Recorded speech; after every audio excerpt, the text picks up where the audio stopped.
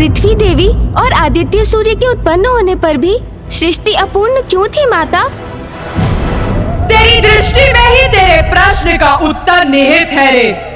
देख देख अपने चारों ओर तुझे क्या दिखाई दे रहा है रे।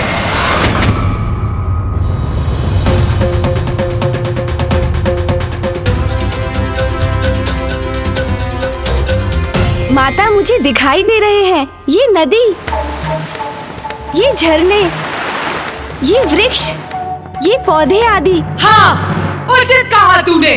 ये है प्रकृति और उसका संपूर्ण विस्तार, उसकी भव्य विशालता।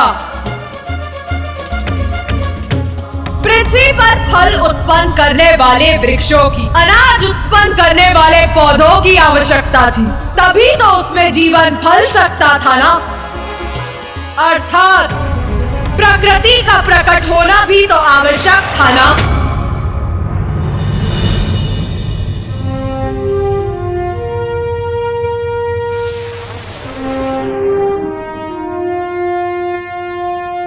प्रिय, अब सृष्टि के विकास का समय आ गया है। जीवन के संचार के लिए पृथ्वी को प्रकृति की आवश्यकता है। सूर्य की अति ऊर्जा का तो निरंतर विस्तार हो रहा था, जिससे संपूर्ण सृष्टि प्रकाशित हो उठी थी। उन सूर्य का सृजन करने वाली देवी तारा और प्रभु अक्षोभ्य की असीमित आंतरिक ऊर्जा का तो अनुमान लगाना भी कठिन है रे। देवी तारा रूप में मेरी ऊर्जा से कदाचित प्रकृति भस्म हो सकती थी, इसीलिए प्रकृति के सृजन के लिए मुझे शीतल होना ही था। और तब मैंने धारण किया अपना अगला महाविद्या स्वरूप, देवी षोडशी।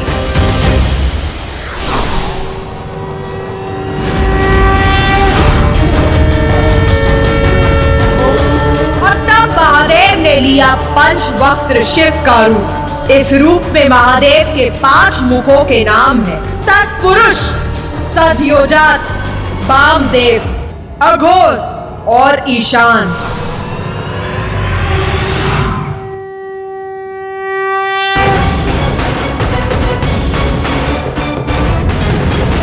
या देवी सर्वभूतेषु बुद्धिरूपेण संस्थिता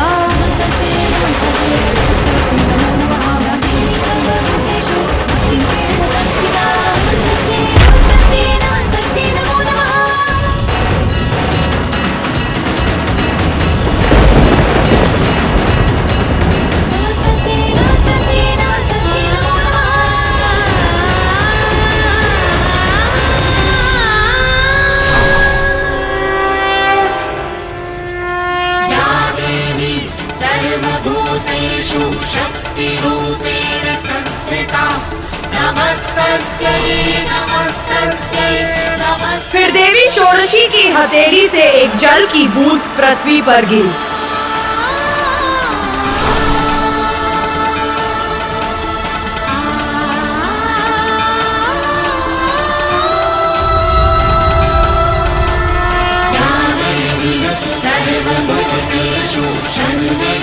उनके संकेत पर आदित्य सूर्य ने अपनी ऊर्जा का संपादन किया, जो देवी षोडशी के माध्यम से पृथ्वी तक पहुंची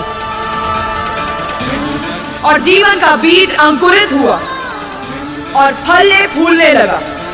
फिर उनकी कृपा से और उनकी निगरानी में प्रकृति का विस्तार हुआ।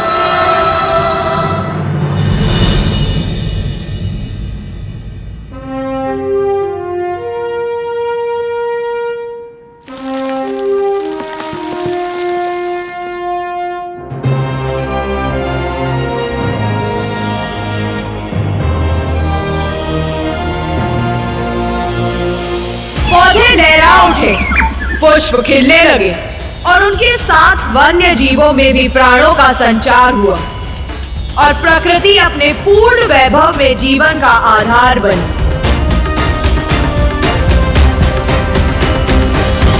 इस प्रकार मेरी महाविद्या के तृतीय देवी षोडशी के स्वरूप में मैंने और महादेव ने पृथ्वी पर प्रकृति को आरंभित रूप दिया।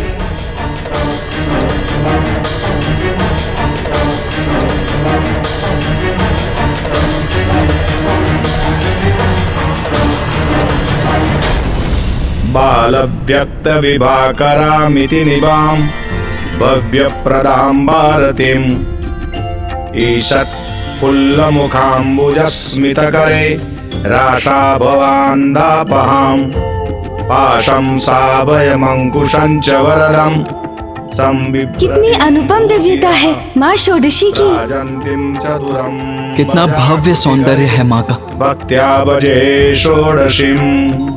इतने समय के पश्चात माँ के मुख पर ये सुंदर मुस्कुराहट देखकर हम सभी कृतार्थ हो गए। जो मेरे इस रूप की पूजा करते हैं वो सर्व सिद्धियां संपन्न हो जाते हैं, कोई भी दुख उनके निकट नहीं आता।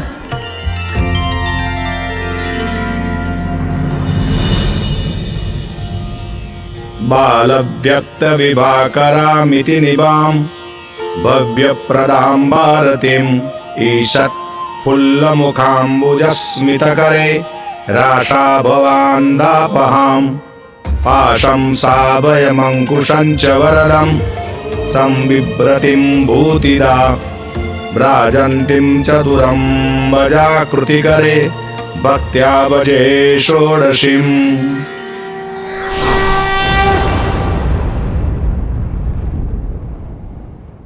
बोल, अभी भी तेरे मन में कोई भी शंका, कोई भी जिज्ञासा जन्म ले रही है क्या? हाँ माता, अब तो संसार पूर्ण हो चुका था। पृथ्वी, सूर्य, जल, प्रकृति सब उत्पन्न हो चुके थे।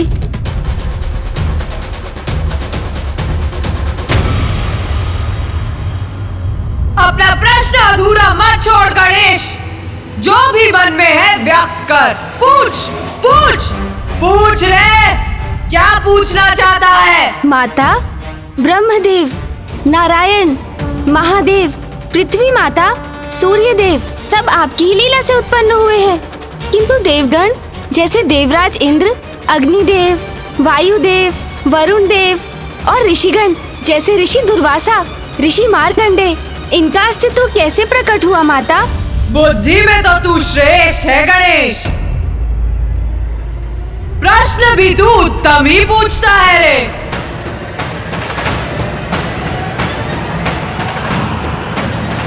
तो अब मेरा उत्तर सुन गणेश। सृष्टि आरंभ हो चुकी थी, इसीलिए अब देवताओं का जन्म भी आवश्यक था। मेरे आदेश से ब्रह्मदेव ने अपनी मानस संतानों को जन्म दिया। धर्म, रुद्र, सनत, सनातन, भृगु, मरीचि, अत्रि, अंगिरस, अंगिरा, पुलस्त्य, क्रतु, कश्यप, सनत कुमार, रुद्धि, प्रताप, वशिष्ठ एवं नारद की उत्पत्ति के बाद ब्रह्मदेव के द्वारा बहिर्षद, अग्निश्वात, कव्यात, आर्यप, सुकालीन, उपहुत और दिव्य नामक पृथगणों का भी प्रादुर्भाव हुआ। और फिर उसने अपने बाएं अंगूठे से दक्ष को जन्म दिया।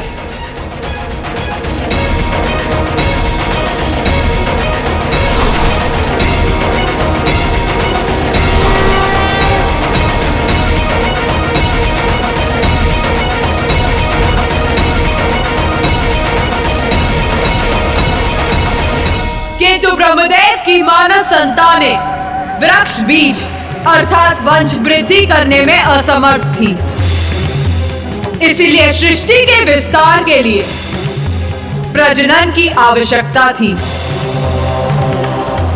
और यह प्रजनन शक्ति संसार को देने की क्षमता ब्रह्मदेव में नहीं थी। इसीलिए उन्होंने मेरी और महादेव की स्तुति आरंभ की। उस समय शिव और शक्ति संयुक्त थे, अर्धनारेश्वर रूप में ही थे।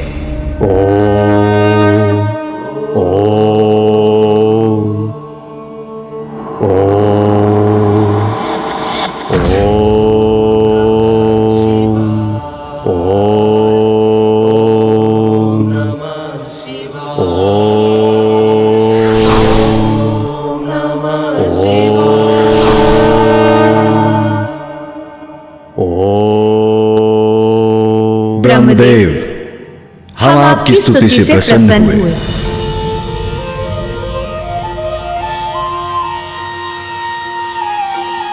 प्रभु शिव, माता शक्ति, मेरे द्वारा जिन जीवों का सृजन हुआ है उनकी संतानें उत्पन्न हो सकें, इसके लिए प्रजनन अति आवश्यक है। पर यह तभी संभव है जब प्रकृति शिव से पृथक हो और ऐसे स्त्री पुरुष का जन्म हो जिनसे मैथुनी शक्ति का आरंभ हो सके। यदि सृष्टि के आरंभ और उसकी भलाई के लिए हमें एक दूसरे से विलग होना होगा तो ऐसा ही होगा।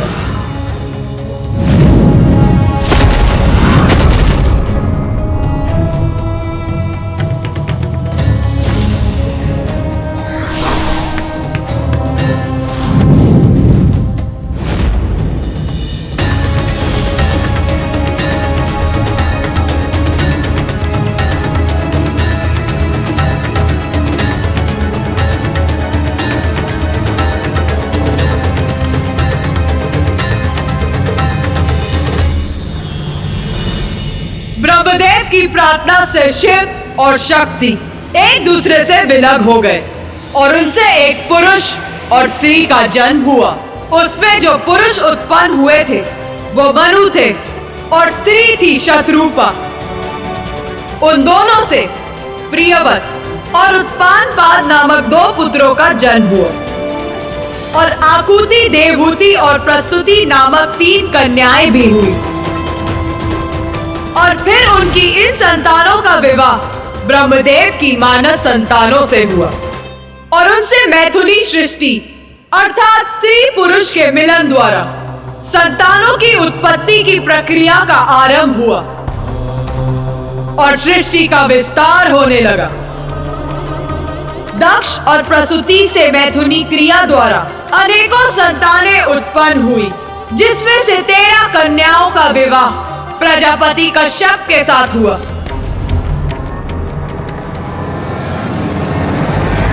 प्रजापति कश्यप और दक्ष की कन्याओं से देवता, असुर, दानव, अश्व, गंधर्व, राक्षस, वृक्ष, अप्सरा, सर्प और नाग, गौ, भैंस, श्वापद अर्थात हिंसक जीव, श्वेन अर्थात गिद्ध आदि जीव, यादव गण अर्थात जलचर जीव, गरुड़ और अरुण, पतंग और शलभ आदि का जन्म हुआ।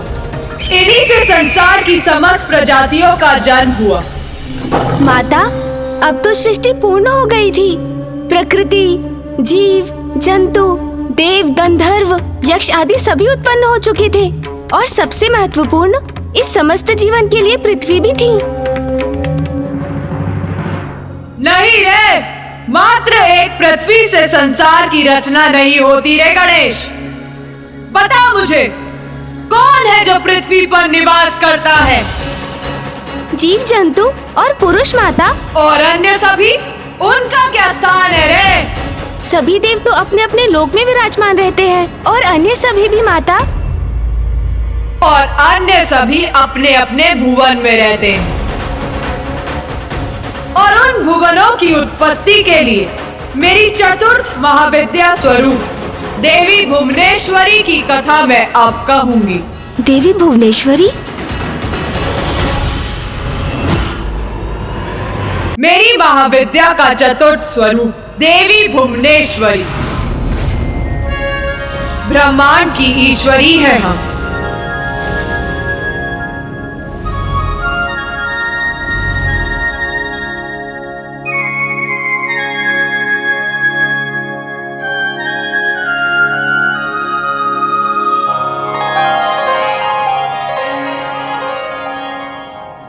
संपूर्ण ब्रह्मांड की हम ही जन्मदाता हैं। ब्रह्मांड हमसे ही उत्पन्न होता है और अंततः मुझ में ही समाहित होता है। मैं ही उसकी रक्षा करती हूँ। जब मैं अपने भुवनेश्वरी रूप में प्रकट होती तो महादेव अपना त्रयंबक रूप धारण करते हैं।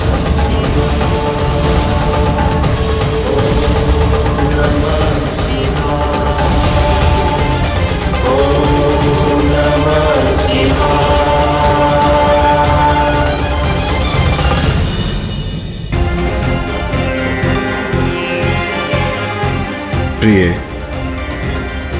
अभी समय आ गया है अपनी भुवनों का निर्माण कर सभी देवताओं, ऋषिगण, अन्य सभी प्राणियों को अपने अपने भुवनों पर निर्धारित करें।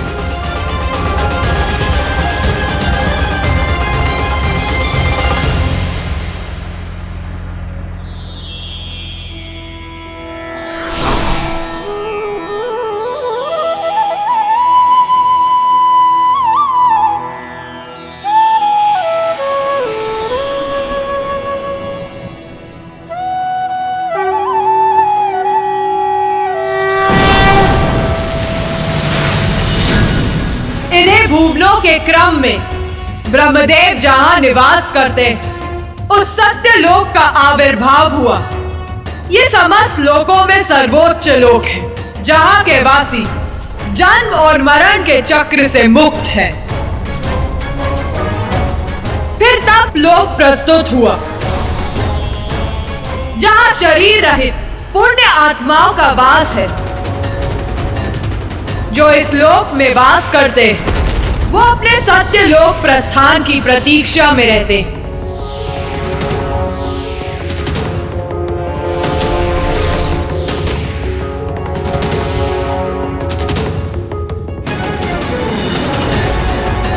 फिर ज्ञान लोक प्रस्तुत हुआ,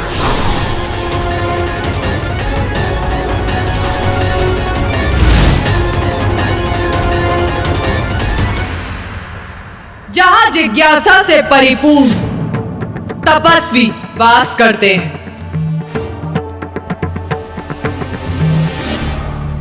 उसके पश्चात महरलोक का आविर्भाव हुआ,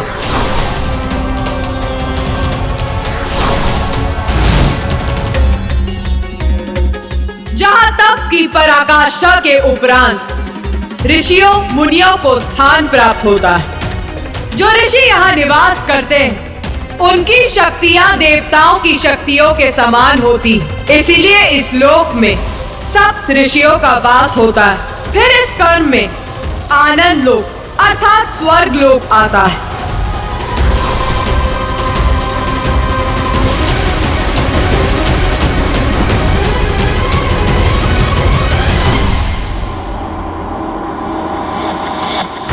जो देवताओं और उत्तम पुण्य कर्म करने वालों का निवास है।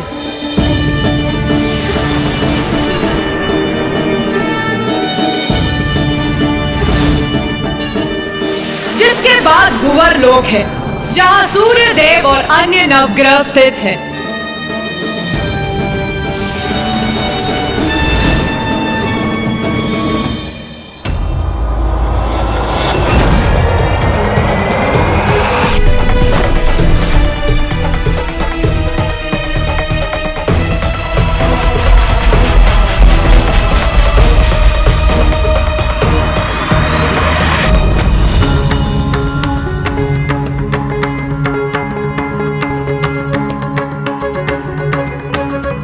लोक के पश्चात मनुष्यों और मृत्यु लोक के अन्य प्राणियों के लिए भूलोक है।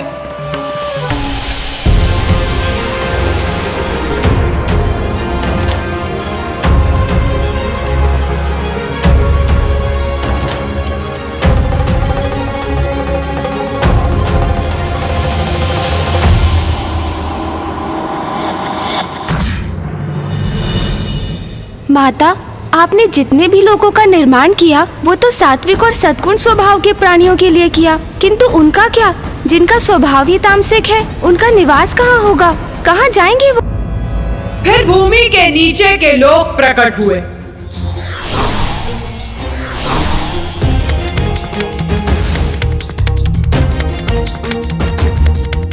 इसमें सर्वप्रथम है अतल लोक। ये भोग विलास का लोक है। भूमि की समस्त धन संपदा यही संचित रहती है। फिर वितल लोक है, जहां भूमिगत जीव स्वर्ण आदि का खनन करने हेतु निवास करते हैं। अतल लोक के समान वितल लोक भी भौतिक संपत्ति पर केंद्रित लोक है। फिर असुर राजा बलि द्वारा सुतल लोक का आविर्भाव हुआ।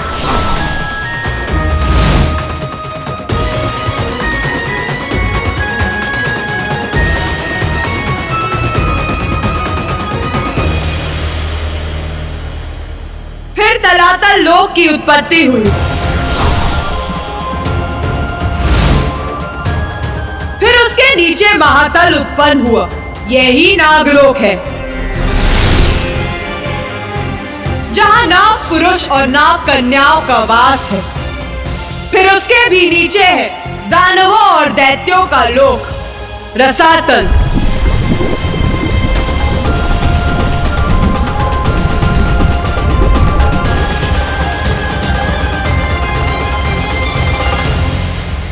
और सबसे नीचे पाताल लोक प्रकट हुआ, जहां नागराज वासुकी का निवास है। यही सभी अन्य भुवनों का आधार है।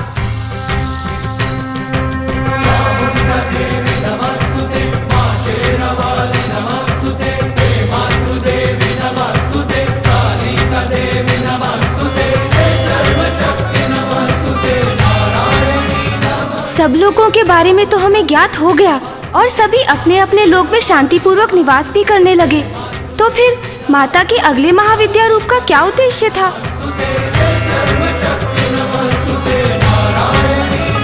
प्रकार, मैंने ही अपने भुवनेश्वरी स्वरूप में सभी भुवनों की रचना की और तत्पश्चात मैथुनी सृष्टि का आरंभ संभव हो सका। भुवनेश्वरी स्वरूप में मैं ही सृजन करती हूँ, मैं ही सभी भुवनों की स्थिरता प्रदान करती और उनमें बसे प्राणियों का पालन करती। सृष्टि के सभी जीव मेरी ही संतानें हैं, फिर वो मनुष्य हो अथवा सूक्ष्म जीवाणु, और मुझसे ही उन सभी जीवों का लालन पालन संभव है।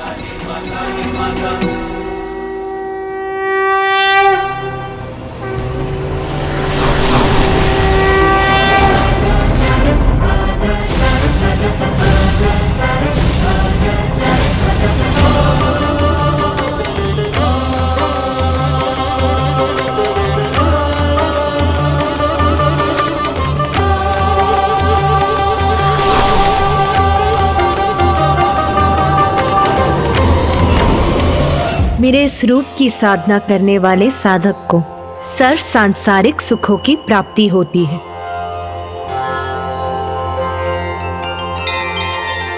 उसका जीवन धन, धान्य और संतान से परिपूर्ण होता है। धन, धान्य, वस्त्र आदि सभी प्रचुर मात्रा में प्राप्त होते हैं। मेरी भक्ति करने वाले भय से मुक्त होकर निर्भयता से अपना जीवन यापन करते हैं। मेरे इस रूप का बीज मंत्र ह्रीम में ही आधारित होता है और इस बीज मंत्र का जाप करने वाला भक्त स्वयं ईश्वर को प्राप्त कर लेता है।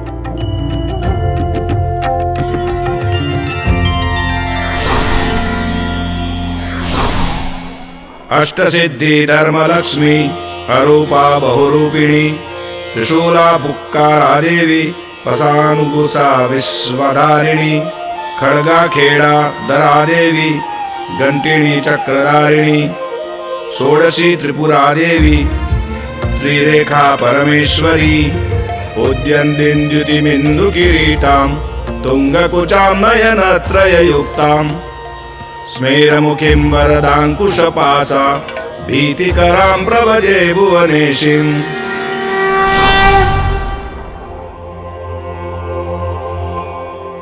इस प्रकार संसार का निर्माण किया रे मैंने। त्रिगुणों पर ही आधारित था मेरे द्वारा रचित संसार का अस्तित्व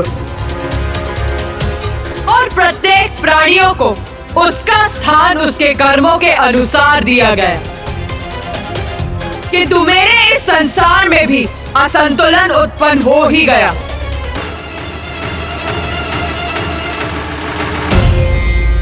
असंतुलन माता? किंतु आपके द्वारा रचित संसार में किसी दोष अथवा विकार का स्थान कहाँ था? वो तो निर्विकार और दोष रहित होना चाहिए था। फिर उसमें असंतुलन आने की संभावना कहाँ थी माता? त्रिगुण अर्थात सतो, रजो और तमो, अर्थात सात्विक, राजसिक और तामसिक आधारभूत गुण थे मेरे संसार के। इसीलिए उसमें बसे प्राणियों में भी ये तीनों गुण प्रस्तुत थे। देवता, ऋषि मुनि, दिव्यात्मा, मनुष्य, निरीप्राणी, असुर, दानव, दैत्य सभी मेरे इसी संसार के वासी थे।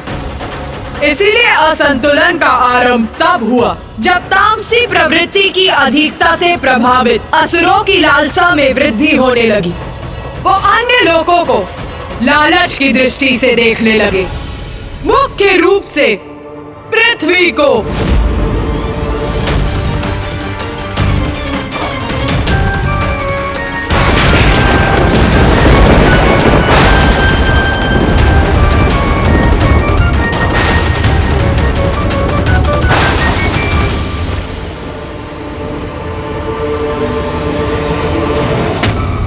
रुको! क्या हुआ? रुक क्यों गए?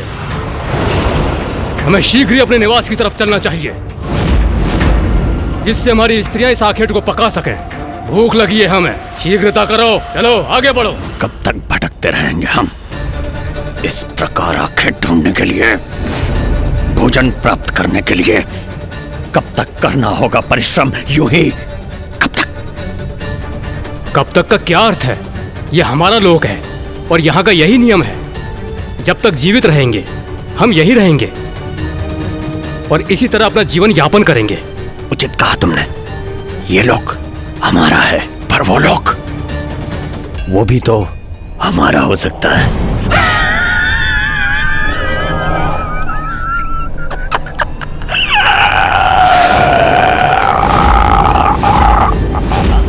ये क्या कह रहे हो तुम? वो पृथ्वी लोक है, हम वहां नहीं जा सकते। हमारा वहां जाना निषेध है।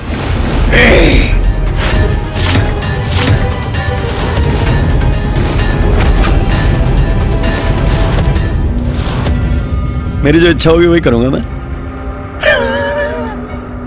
मुझे पृथ्वी लोक पे जाना है। मुझे पृथ्वी लोक को पाना है।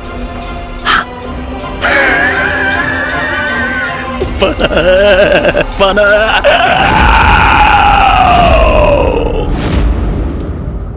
माता, कौन था ये असुर जो आपके संसार के नियम भंग करने का दुस्साहस करने का इच्छुक था? असुरराज दारू। तब तो आपने अवश्य उस असुर दारू को दंडित किया होगा ना माता?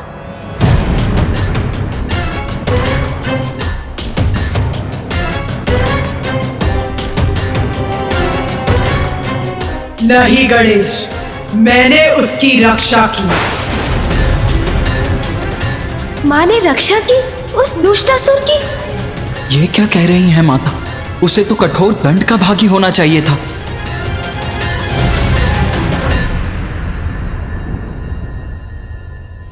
आपने उस असुर को उसके अपराध का दंड क्यों नहीं दिया माता? और उसकी रक्षा क्यों की आपने? क्यों माँ, क्यों किया आपने उसकी रक्षा? गणेश के इस प्रश्न का उत्तर तो मैं भी जानना चाहता हूँ, किंतु माता को रुष्ट किए बिना।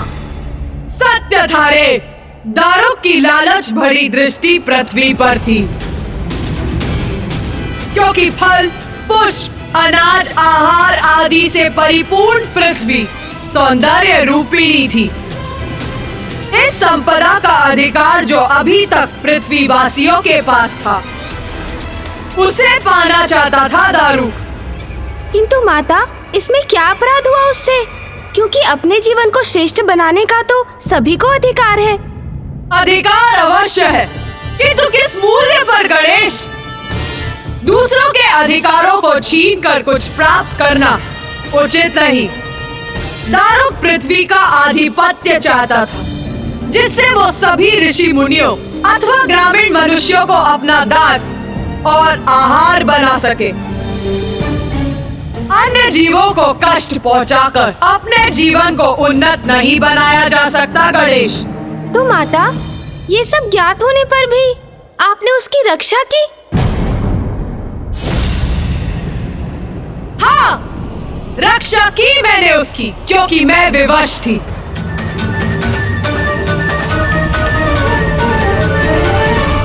आप विवश थी माता? कैसे? इतनी सामर्थ्य किसमें है जो आपको विवश कर सके?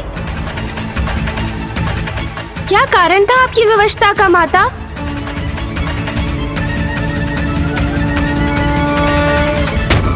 दारुका, दारुक की पत्नी दारुका थी मेरी विवशता का कारण। आदि शक्ति हूँ मैं, किंतु जगत जननी भी तो मैं ही हूँ। चर अचर समस्त जीवों की माँ मैं ही हूँ। और फिर अपनी किसी भी संतान को कष्ट में देखकर मैं स्वयं को कैसे रोक सकती थी गणेश? माता किस पीड़ा की बात कर रही हैं?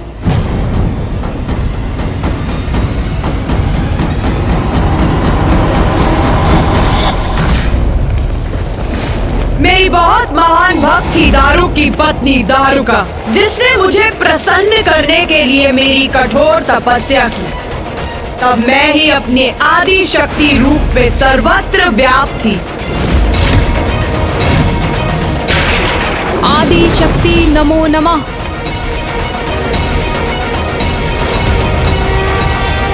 दर्शन दीजिए मुझे माता, दर्शन दीजिए।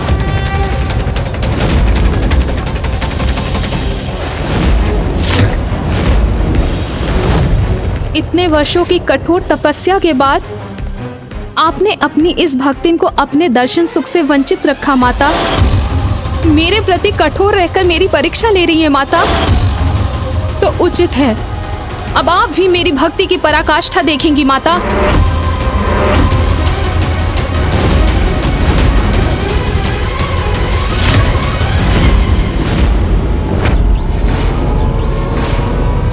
आदि शक्ति नमो नमः। आदि शक्ति नमो नमः। आदि शक्ति नमो नमः। आदि शक्ति नमो नमः। आदि शक्ति नमो नमः। आसुरी थी दारुका, तामसी प्रवृत्ति का प्रभाव था उस पर, इसीलिए उसने कठोरतम भक्ति मार्ग अपनाया था। शक्ति नमो नमः। स्वयं को कष्ट पहुंचा रही थी वो। आदि शक्ति मुझे नमो उसके नमः। तप से विवश होकर उसे दर्शन देने के लिए उसके समक्ष प्रकट होना पड़ा। पुत्री दारुका, पुत्री दारुका, पुत्री दारुका। माता,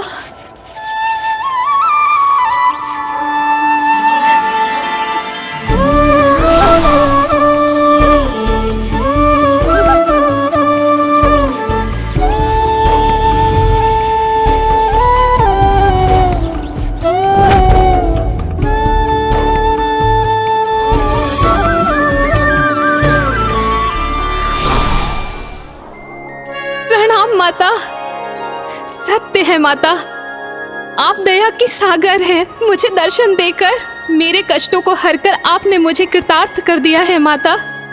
मैं धन्य हो गई आपके दर्शन पाकर।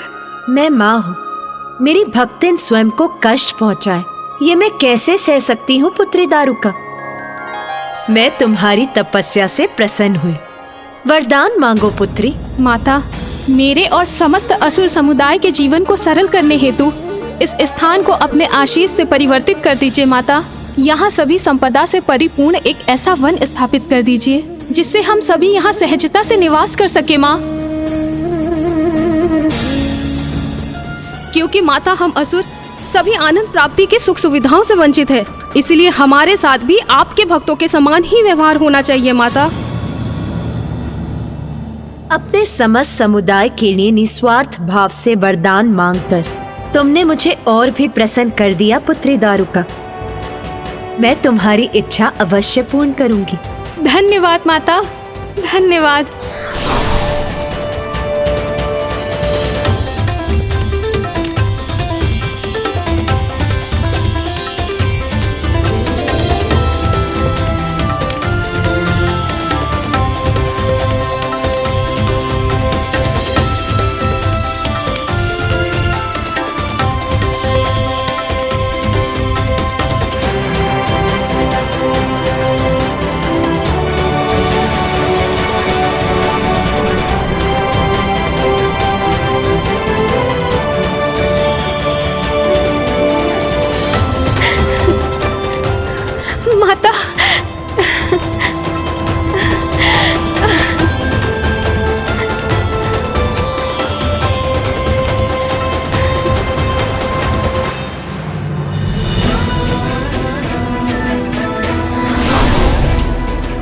अब तुम्हारा वन है पुत्री दारुका।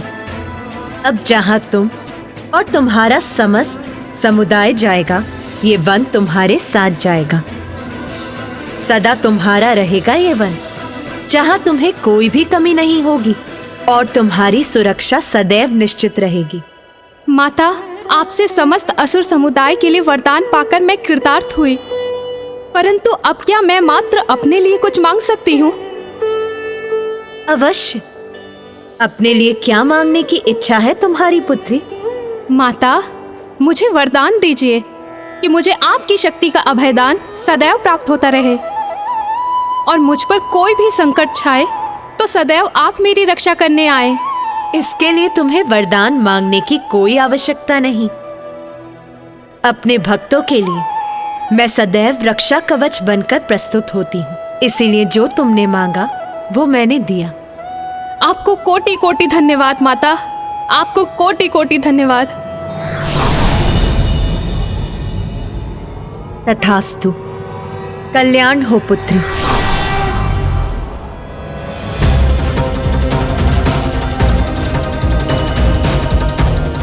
माता की कृपा से हम असुरों को ये वन प्राप्त हो गया, हम धन्य हो गए। माता, आपने तो दारुका को वरदान स्वरूप संपूर्ण वन दे दिया, तब तो असुरों को संतुष्ट रहना चाहिए था। फिर उसके पति को पृथ्वी पाने का लालच क्यों हुआ? कृपा की थी मैंने दारुका पर, बंद दिया था उसे, किंतु उसने अपनी आसुरी प्रवृत्ति का परित्याग नहीं किया। गणेश, मैंने दारुका और उसके असुरों को उस वन में समस्त वन्य संपदा उपलब्ध करवाई थी, किंतु उसका पति दारुक और भी पाना चाहता था और अब अपनी पत्नी को प्राप्त हुए वरदान से उसका साहस और भी बढ़ गया था।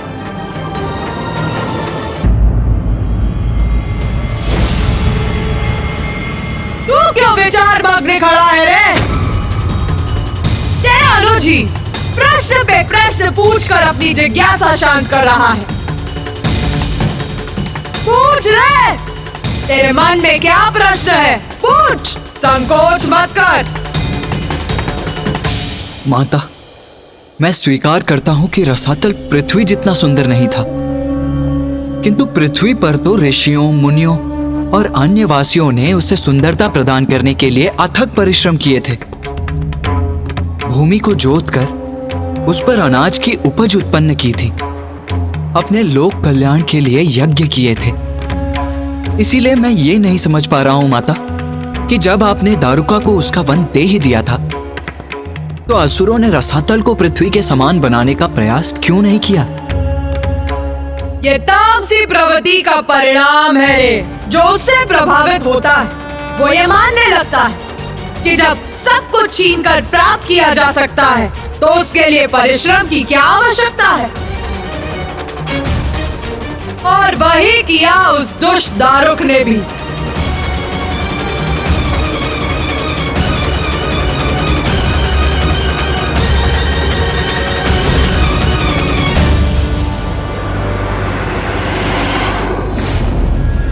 मेरे प्रिय असुरों, कोई नहीं, हमारा विनाश कोई नहीं कर सकता। क्योंकि मेरी पत्नी के कठोर तप के कारण स्वयं आदिशक्ति बनेगी हमारा दिव्य कवच। हम सुरक्षित रहेंगे क्योंकि सर्वोच्च देवी शक्ति हमारी सुरक्षा करने के लिए वचनबद्ध है।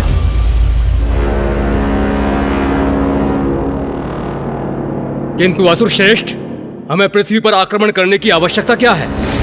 हमारे पास भी तो यह सारी संपदा है। अवश्य है, किंतु सोचो, क्या ये मात्र एक वन हमारी संपूर्ण असुर जाति के लिए पर्याप्त है? मेरी पत्नी ने इतने कष्ट उठाकर घोर तप किया, आदिशक्ति ने उसे क्या दिया? ये एक वन, जिस वन में हम अपना भोजन जुटाने के लिए संपूर्ण जीवन आखेट करते रहे, विवश होते रहे, श्रम करते रहे। क्यों?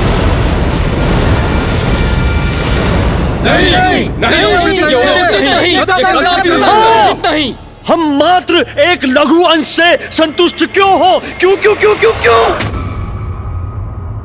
इस वन को और इसके फलों को पाकर प्रसन्न क्यों हो? इस वन में भोजन प्राप्ति को आखिर के लिए श्रम कर करके स्वयं को कष्ट क्यों दे? क्यों? जबकि थोड़े से श्रम में हम उन तुच्छ मनुष्यों को अपना दास बनाकर उनसे ये कार्य करवा सकते हैं।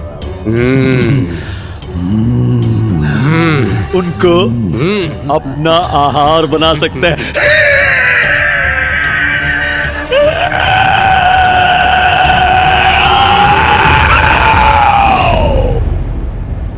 असुर श्रेष्ठ दारुक उचित कह रहे हैं। हम पृथ्वी पर आक्रमण करेंगे। आक्रमण करेंगे पृथ्वी पर। हम पृथ्वी को अपना बनाएंगे। हम दास बनाएंगे उन्हें, अपना आहार बनाएंगे उन्हें, अपना मनुष्य को। असुर श्रेष्ठ, हम पृथ्वी पर पहुंचेंगे कैसे?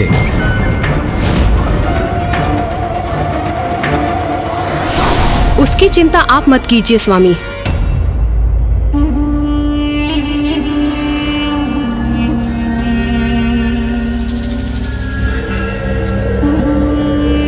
स्वामी, यदि आप पृथ्वी तक जाना चाहते हैं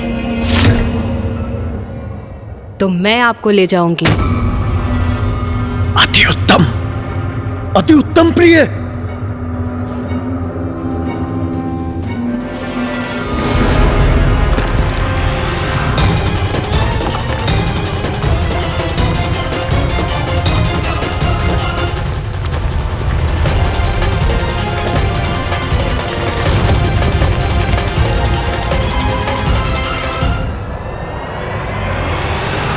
माता के वरदान का अनुचित लाभ उठाना कहीं पृथ्वीवासियों को संकट में ना डाल दे।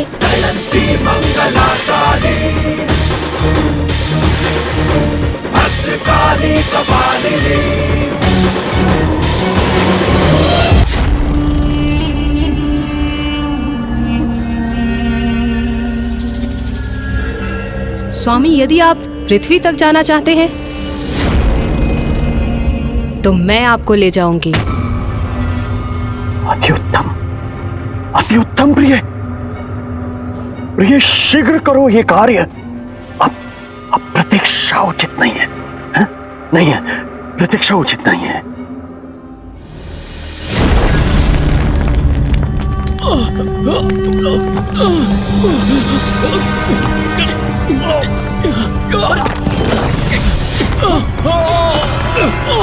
ये कंपन क्यों? ये क्या हो रहा? सुरक्षित तो होना।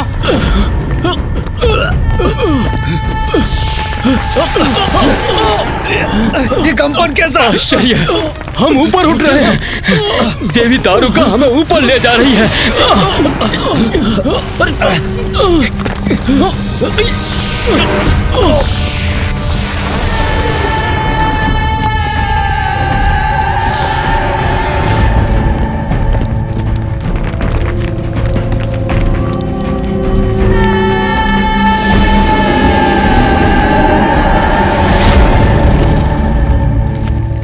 संपूर्ण पृथ्वी मेरी होगी अब दारुक की, क्योंकि दारुका की तपस्या मेरा वरदान बनेगी।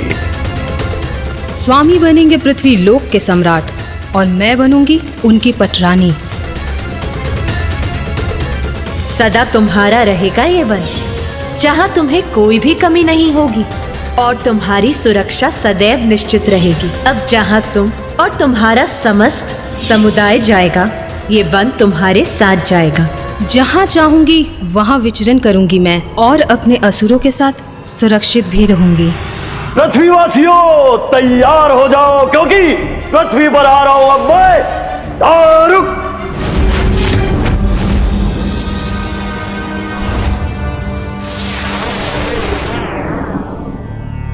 धियो यो नः प्रचोदयात् स्वाहा स्वाहा स्वाहा स्वाहा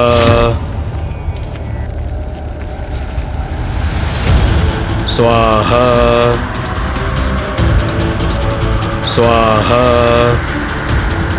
स्वाहा। हमारा ध्यान भंग क्यों हुआ? और ये ध्वनि कैसी है?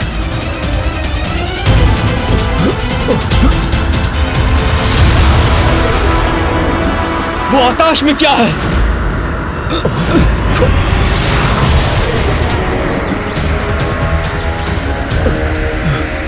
वो देखो, क्या है वो?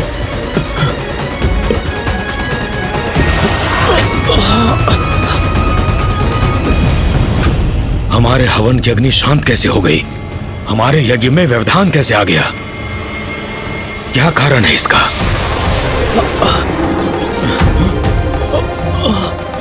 क्या हुआ? क्या हुआ? यह आकाश मार्ग से क्या बढ़ा आ रहा है हमारी ओर?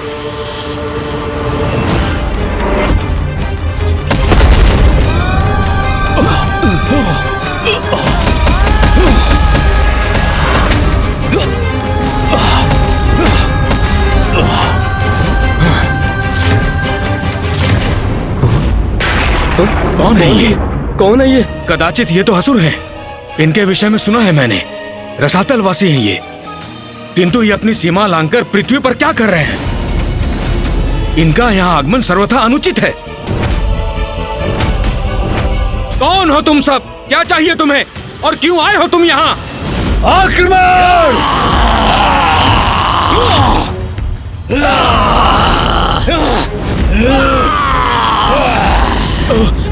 इन असुरों के आक्रमण से अपनी रक्षा कैसे करें स्वयं को?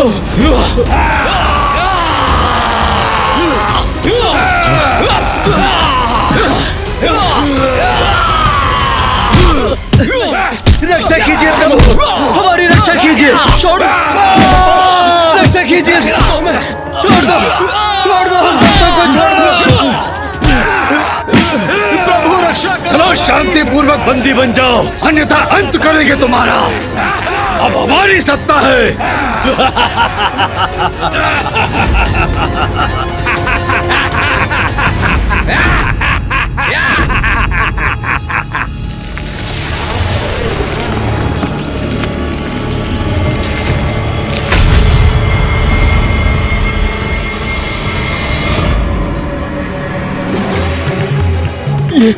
ये वन क्यों है यहाँ?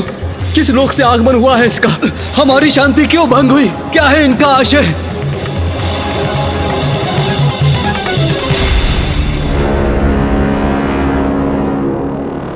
तुम्हारे सभी प्रश्नों का उत्तर मैं हूं। मैं तुम्हारा स्वामी दारुक।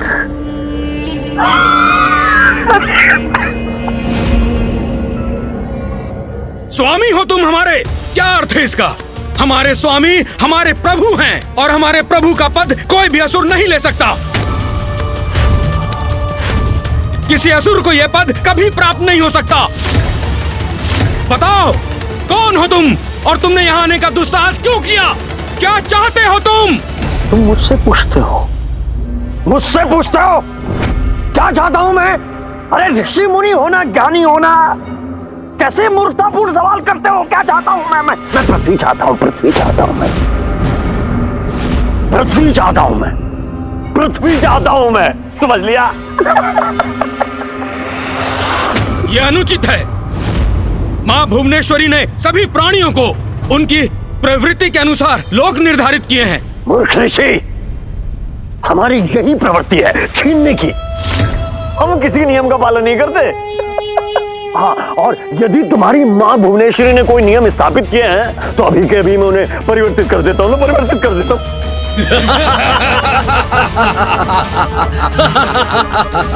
जाओ मेरे असुरों, इन युवा ग्रामीणों और ऋषियों को अपना आहार बनाओ, और जो बचेंगे वो हमारी सेवा करेंगे, हमारे सेवक बनेंगे। अरे यहाँ बैठे देख क्या रहे हो? जाओ,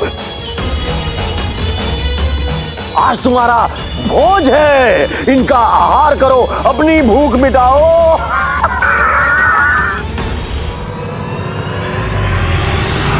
ये कैसा संकट है? कौन करेगा हमारी रक्षा? छोड़ दो, नहीं हमें मत मारो। छोड़ दो हमारी। अब इन निरीह ऋषियों का भक्षण होगा, जिसे देखकर मुझे आनंद आएगा।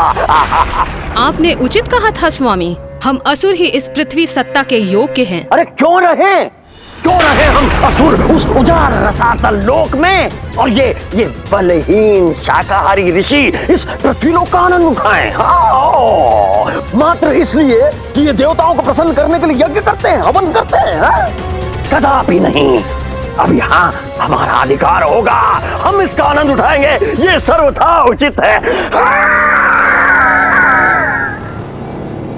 पृथ्वी पर हम असुरों का साम्राज्य होगा और मैं होऊंगा सर्वशक्तिशाली असुर सम्राट दारुक। फिर क्या हुआ माता? जहाँ आसुरी प्रवृत्ति प्रबल हो, वह और क्या हो सकता है रे? आतंक। दारुका और दारुक का आतंक प्रारंभ हुआ। सभी ऋषि मुनियों और समस्त पृथ्वीवासियों पर प्रारंभ हुआ उनका आतंक। पृथ्वी का अनुचित उपभोग आरंभ किया उन्होंने। अनेकों युवा ऋषियों को उन्होंने और उनके असुरों ने अपना आहार बनाया और अन्य सभी को अपना दास। तो माता, आपने हस्तक्षेप नहीं किया उन ऋषियों की रक्षा के लिए? नहीं, क्योंकि मैं उनकी भक्ति की परीक्षा लेना चाहती थी, देखना चाहती थी कि उन्हें मुझ पर कितना अटूट विश्वास है। मेरे हस्तक्षेप के लिए उन्हें मेरे और देवताओं को पुकारने की आवश्यकता थी। उन्हें मेरे प्रति अपनी भक्ति दर्शाने की आवश्यकता थी, और उन्होंने जो किया उसने तो मुझे भी चकित कर दिया। ऐसा क्या किया था उन ऋषियों ने माता?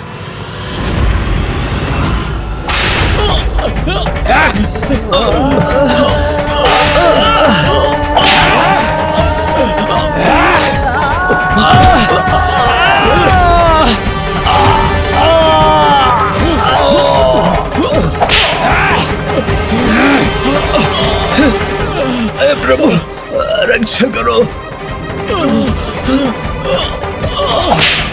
रक्षा कीजिए प्रभु।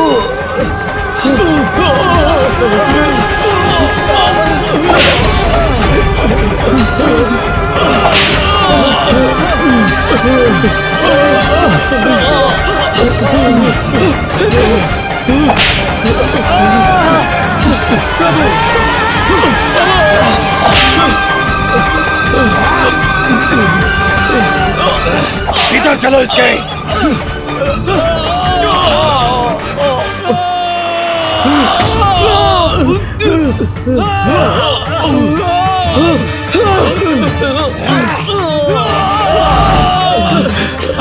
हम इन असुरों के समक्ष असहाय हो गए हैं। इन्होंने बंदी बना लिया है हमें नष्ट कर रहे हैं ये असुर।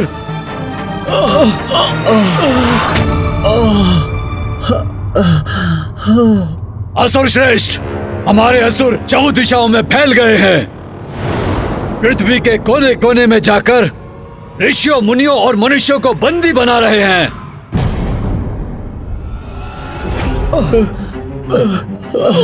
बहुत कष्ट हो रहा है प्रभु।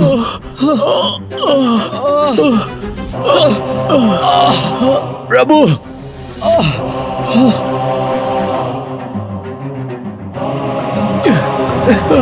ये ऋषिवर क्या कर रहे हैं?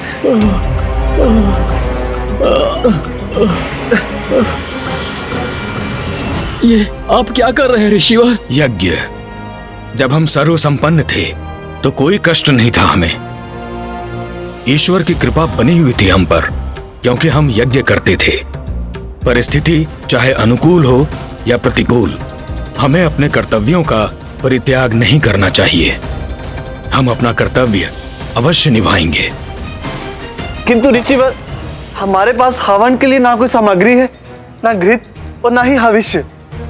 हवन की अग्नि प्रज्वलित करने के लिए भी हमारे पास कोई शेष उपाय नहीं। ऐसे में हवन कैसे करेंगे हम? हमारे पास हमारा ज्ञान है, हमारे मंत्र शेष हैं। हम अपने मानस में यज्ञ कर सकते हैं, मानस यज्ञ क्रिया से।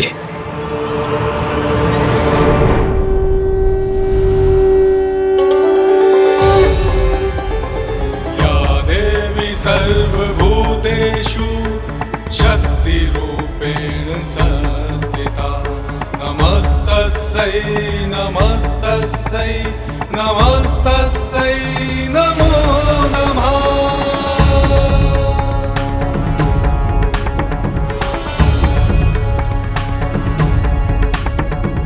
या देवी सर्वभूतेषु दयारूपेण संस्थिता नमस्तस्यै नमस्तस्यै नमस्तस्यै नमो नमः।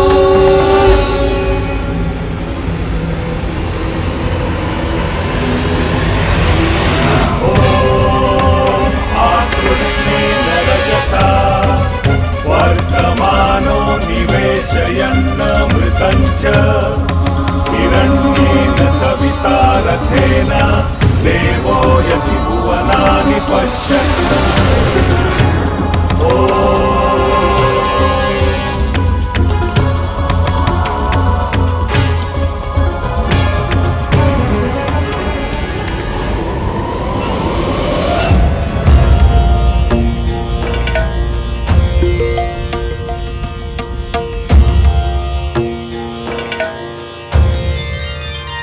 ऋषियों ने उस प्रतिकूल परिस्थिति में भी मानस यज्ञ क्रिया से यज्ञ की आहुति देकर अपनी भक्ति और श्रद्धा का परिचय दिया और उनकी प्रार्थना का स्वर देवताओं तक पहुंचा।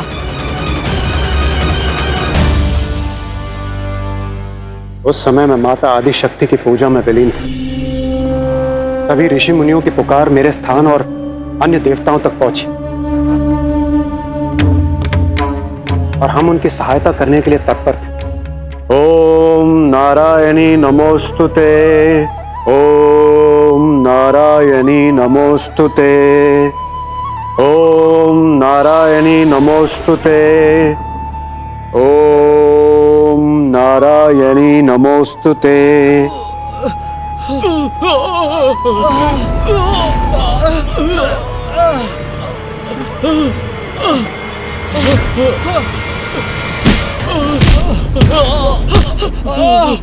हे प्रभु,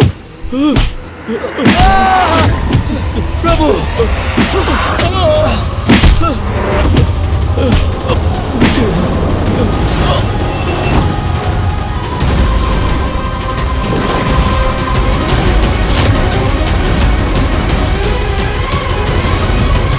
देवगण, पृथ्वी पर संकट छाया। हमें ऋषि मुनियों की रक्षा करने हेतु शीघ्र प्रस्थान करना चाहिए। हाँ इंद्रदेव, प्रतीत होता है ये दुष्ट दुराचारी असुर रसातल से पृथ्वी लोक पर पहुंचकर अपना अधिकार स्थापित करना चाहते हैं, जो हम कदापि नहीं होने देंगे। माता, हमें आशीष दीजिए। पृथ्वी को संकट मुक्त करने हेतु हम प्रस्थान कर रहे हैं।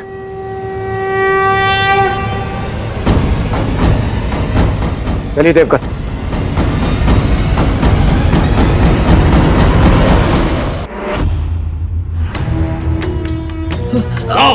चलो चलो, आगे बढ़ो, हमारी इच्छा के अधीन हो तो। प्रभु, चलो, रक्षा करो प्रभु, छोड़िए, हमसे कौन सा पाप हुआ है माँ, जो ये कष्ट झेलना पड़ रहा है हमें। हमारी रक्षा कीजिए माँ, अपनी निरीह संतानों की रक्षा कीजिए, रक्षा कीजिए माँ। आगे बढ़ो।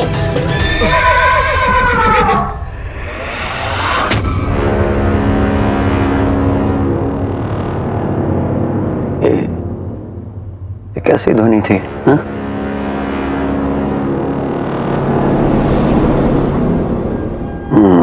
ये भ्रम नहीं था मेरा। कोई है अवश्य वहां जिसने ध्वनि उत्पन्न की थी, मगर कौन है?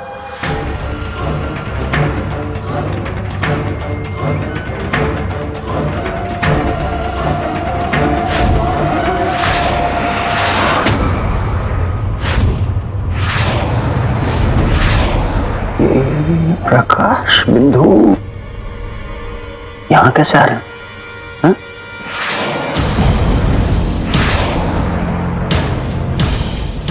क्या है ये?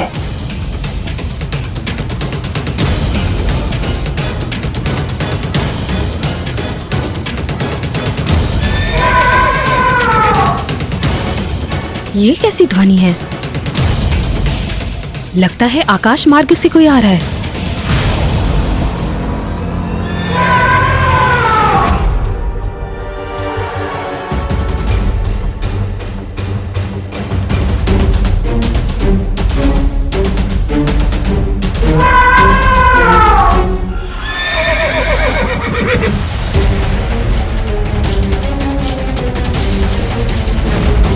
असुर श्रेष्ठ, प्रतीत होता है ये कुछ देवता हैं जो हमारी ओर बढ़े आ रहे हैं।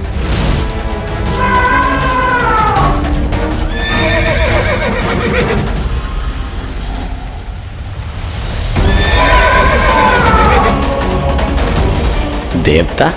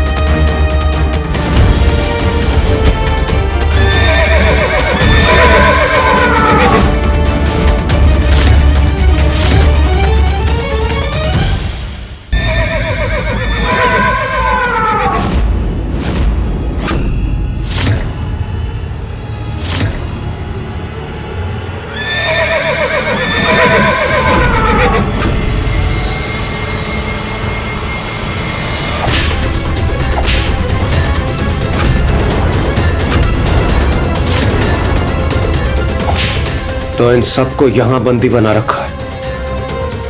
धृष्टता की पराकाष्ठा है ये।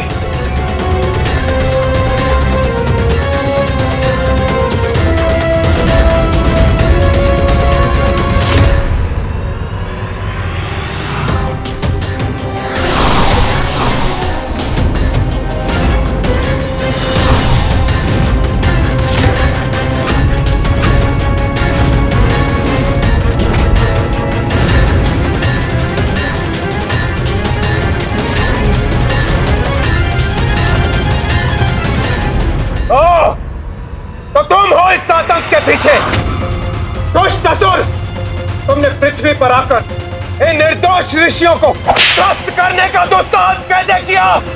ये प्रश्न तो मुझे तुमसे पूछना चाहिए देवताओं कि मेरी पृथ्वी पे आके तुमने मुझसे ये प्रश्न पूछने का दुस्साहस कैसे किया कि मुझे क्या, क्यों, कब, कैसे करना चाहिए?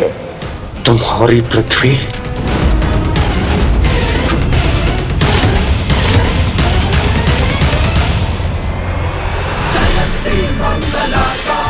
ये तो बड़ी ही अप्रिय स्थिति थी।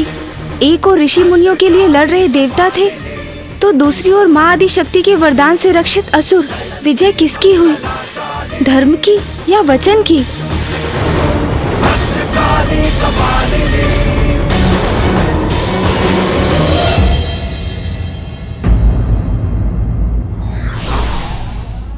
विपरीत परिस्थिति में भी जो धर्म का साथ नहीं छोड़ते और निरंतर ईश्वर को स्मरण करते हैं, ईश्वर भी उनका मान अवश्य रखते हैं।